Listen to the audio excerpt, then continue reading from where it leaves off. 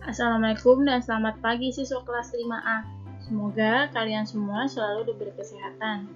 Anak-anak masih semangat ya untuk mengikuti pembelajaran jarak jauh hari ini.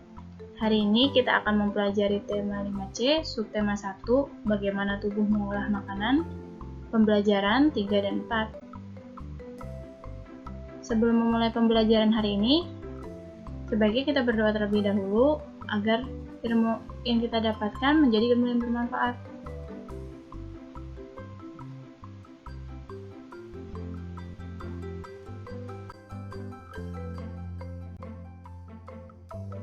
Materi yang akan dipelajari hari ini yaitu yang pertama, menjelaskan makna keberagaman dalam masyarakat.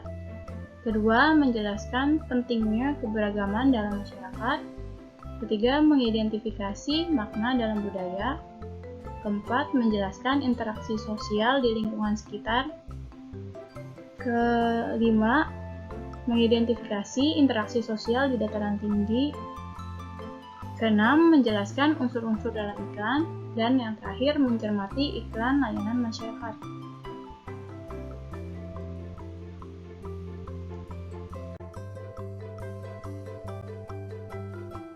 Menjelaskan makna keberagaman dalam masyarakat.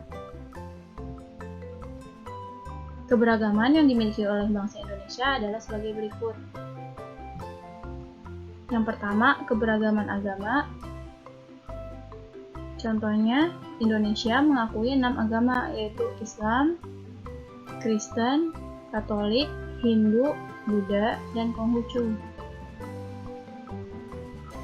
Contoh perwujudan sikap memaknai keberagaman agama antara lain menghormati orang yang sedang beribadah, serta saling menghargai antar sesama umat beragama.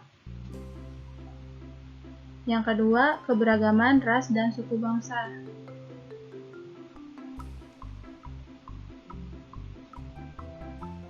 Beberapa ras yang ada di Indonesia antara lain Malayan, Mongoloid, dan Melanesoid. Sedangkan sukunya ada suku Jawa, Sunda, Batak, Dayak, dan lain sebagainya. Contoh memaknai keberagaman suku adalah dengan menghargai suku lain dan tidak menjelekkan karakteristik yang dimiliki oleh suku lain. Dan yang ketiga, keberagaman budaya. Adat istiadat, tarian tradisional, baju daerah, lagu daerah, dan senjata tradisional. Budaya-budaya tersebut harus kita lestarikan agar tidak hilang atau diakui oleh negara lain.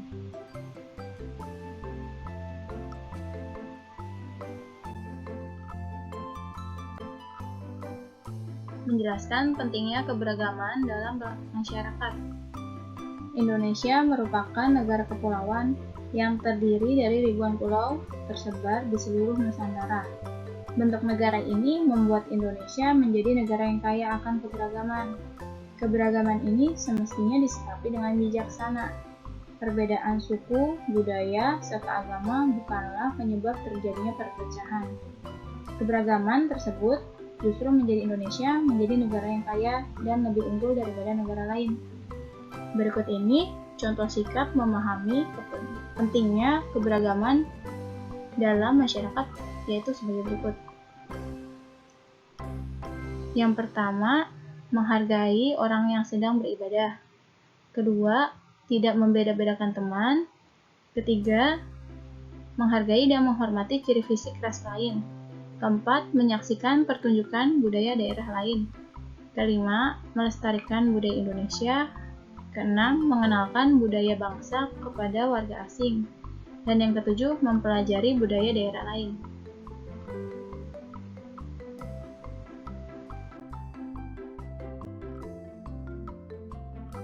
Mengidentifikasi makna dalam budaya. Tradisi makan bajamba dari Minangkabau. Nah, anak-anak, pernahkah kalian mencicipi makanan berupa rendang? Tahukah kalian dari mana rendang tersebut berasal? Ya, rendang merupakan makanan khas suku Minangkabau. Rendang terbuat dari daging sapi dan dimakan menggunakan berbagai rempah-rempah asli Indonesia. Bahkan beberapa orang di belahan dunia menganggap rendang adalah salah satu makanan terlezat di dunia. Selain rendang, suku Minangkabau juga memiliki rumah adat yang sangat unik. Atapnya berbentuk runcing, menyerupai tanduk kerbau dan disertai ukiran khas suku Minangkabau pada bagian dinding rumah. Tidak hanya terkenal dengan wisata kuliner dan rumah adatnya, suku Minangkabau juga memiliki adat dan budaya yang masih kental hingga sekarang. Adat dan budaya tersebut antara lain makan bajamba. Makan bajamba bertujuan untuk acara bersosialisasi. Makan bajamba atau makan barapak adalah tradisi makan bersama yang dilakukan oleh suku Minangkabau dengan cara duduk bersama di sebuah ruangan yang sudah disepakati. Dalam melaksanakan makan bajamba, tidak ada perbedaan status sosial. Semua orang makan bersama. Orang-orang yang ikut makan bajamba akan membuat kelompok kecil yang berisi 3-7 orang dan duduk melingkar. Mereka harus menghabiskan makanan yang ada di depannya.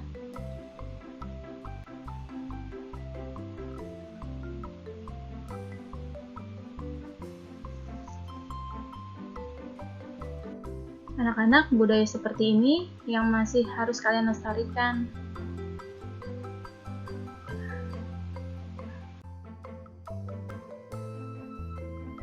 Menjelaskan interaksi sosial di lingkungan sekitar.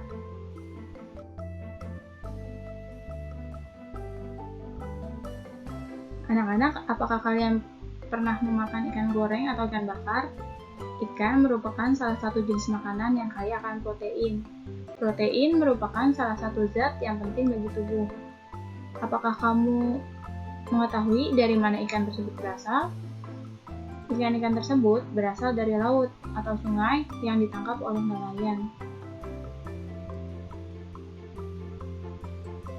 Nelayan adalah orang yang bekerja menangkap ikan. Saat bekerja, nelayan melakukan interaksi terhadap lingkungannya. Interaksi adalah hubungan timbal balik. Lingkungan alami nelayan adalah laut atau sungai tempat mereka menangkap ikan. Ikan-ikan yang ditangkap nelayan kemudian dijual kepada orang lain.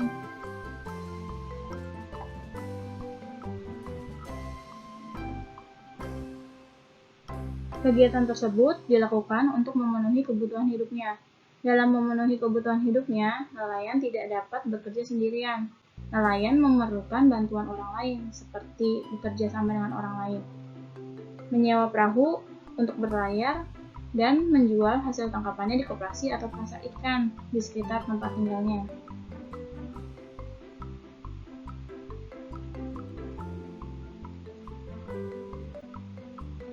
Semua kegiatan tersebut disebut interaksi sosial. Interaksi sosial adalah hubungan sosial yang menyangkut antar individu, antar kelompok, antar individu dan kelompok untuk memenuhi kebutuhan hidupnya.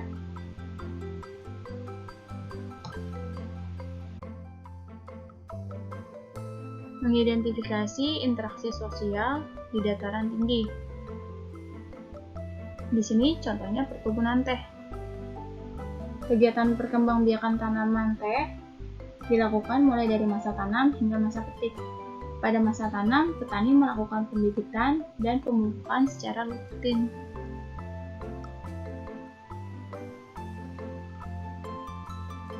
Setelah bibit tumbuh, petani melakukan kegiatan pemeliharaan.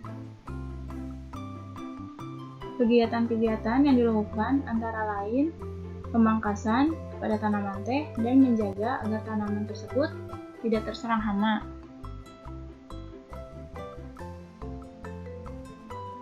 Kegiatan yang terakhir adalah pemetikan daun teh. Daun teh yang bagus dikumpulkan untuk dipasarkan kepada distributor dan konsumen.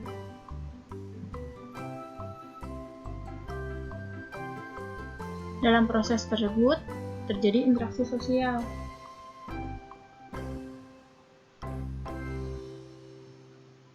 Selama pemasaran produksi, petani teh mengadakan interaksi sosial dalam bentuk kerjasama dengan berbagai pihak. Pihak-pihak yang berhubungan dengan perkebunan teh diantaranya adalah pemasok, petani teh, pengepul, distributor yang membeli teh dari petani atau pengepul, dan konsumen.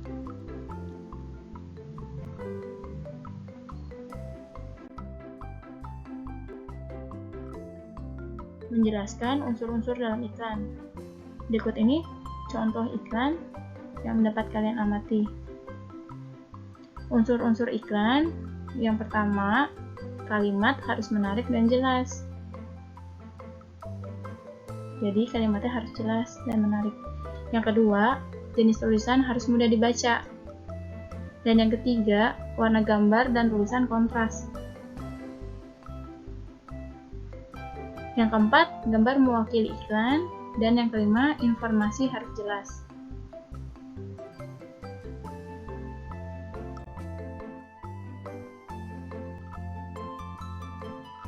Mencermati iklan layanan masyarakat. Berikut ini contoh iklan layanan masyarakat tentang menjaga diri dan keluarga dari virus corona dengan bermas. Iklan layanan masyarakat adalah iklan yang berisi pesan atau imbauan kepada seluruh lapisan masyarakat tentang suatu hal. Iklan layanan masyarakat berbeda dengan iklan pada umumnya atau komersial. Iklan komersial cenderung menawarkan barang atau jasa suatu perusahaan. Iklan layanan masyarakat lebih bersifat umum dan ditujukan kepada seluruh lapisan masyarakat.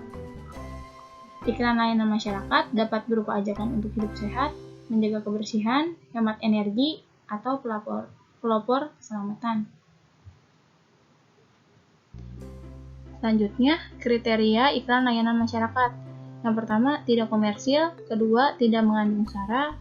Ketiga, tidak memihak suatu badan usaha atau politik. Keempat, ditujukan kepada seluruh lapisan masyarakat. Kelima, berwawasan nasional. Keenam, bersifat mempengaruhi. Dan yang ketujuh, bertujuan untuk kebaikan hidup masyarakat. Anak-anak, berikut latihan soal yang untuk kalian kerjakan. Latihan soal tersebut tolong kalian kerjakan di buku tulis kalian, dan untuk soalnya tolong ditulis ya. Semoga kalian semua diberi kemudahan dalam mengerjakan soal.